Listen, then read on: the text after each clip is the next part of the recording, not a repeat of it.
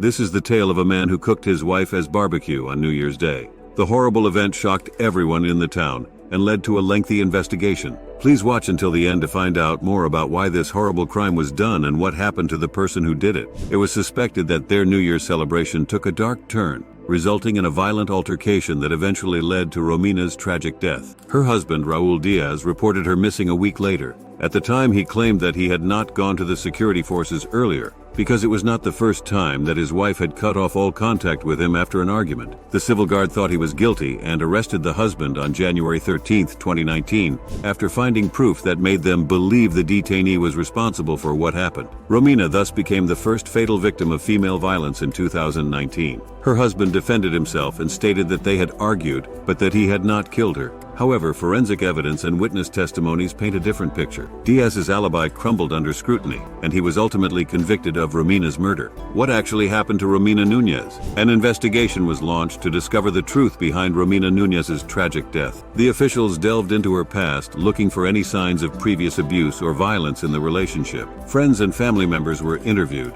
shedding light on the couple's tumultuous past. As more proof came to light, a clearer picture of Diaz's cruelty began to emerge. The investigation uncovered disturbing details about how he had isolated her from her loved ones and manipulated her into staying with him. It became clear that Romina's murder was a result of Diaz's escalating pattern of abuse, finally culminating in a tragic and senseless act of violence. The case served as a stark reminder of the dangers of domestic abuse and the importance of recognizing the signs before it's too late. Díaz, a successful industrial engineer with 2 girls from a previous marriage, met Romina at a club and tied the knot following a brief relationship. Díaz considered Romina a lesser being because she was young, foreign, and poor, and she practiced prostitution to support herself financially. Romina had 2 children she dreamed of bringing to Spain from her home in Paraguay. Despite their initial whirlwind romance, Díaz's true colors begin to show as he takes control over every aspect of Romina's life. He isolated her from her friends and family, constantly belittled her,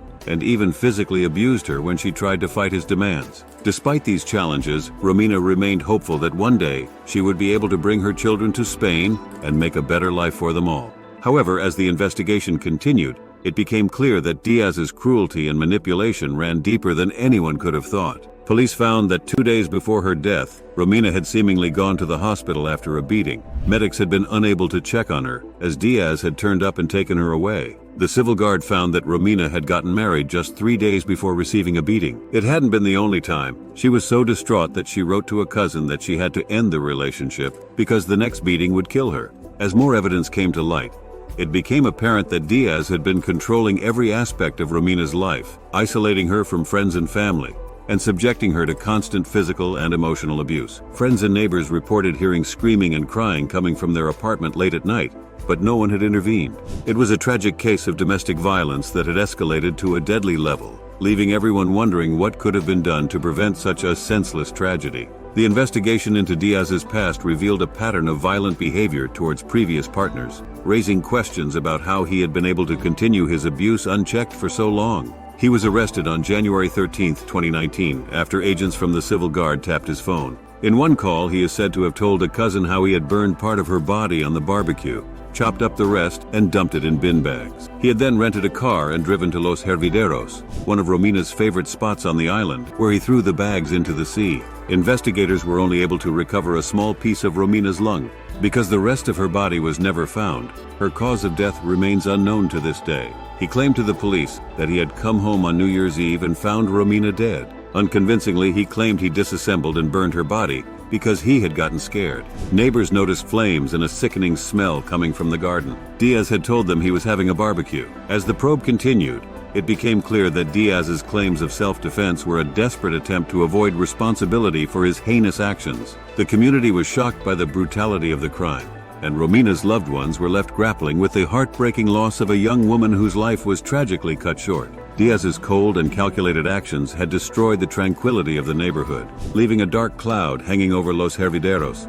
The aggressor had been in provisional jail since January 13, 2019, with charges of homicide and mistreatment. The accused is being prosecuted for homicide, habitual abuse, injuries from gender violence, and desecration of a body. The trial for Díaz's crimes was highly anticipated by the community, as they sought justice for Romina and closure for her grieving family and friends. As the court proceedings began, emotions ran high as witnesses recounted the harrowing details of the crime and the impact it had on the community. Despite Diaz's attempts to deflect blame and evade responsibility, the evidence against him was overwhelming, painting a clear picture of a man capable of unspeakable violence. The community stood united in their demand for justice, hoping that the legal system would deliver a verdict that would bring some semblance of peace to a community torn apart by tragedy. The Spaniard Raúl Diaz Chacón admitted guilt to the 6 crimes attributed to him during the first day of the trial at the Las Palmas court, Spain.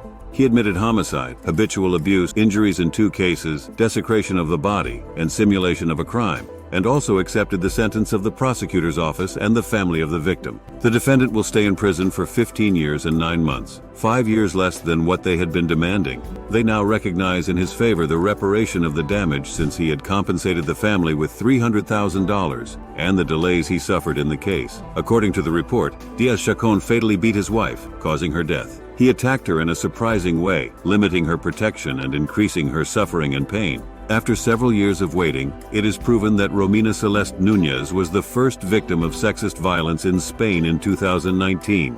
The court's decision to reduce the defendant's sentence came as a shock to many, especially considering the brutal nature of the crime. Despite the compensation and delays, the fact remains that Romina Celeste Nunez lost her life at the hands of her husband.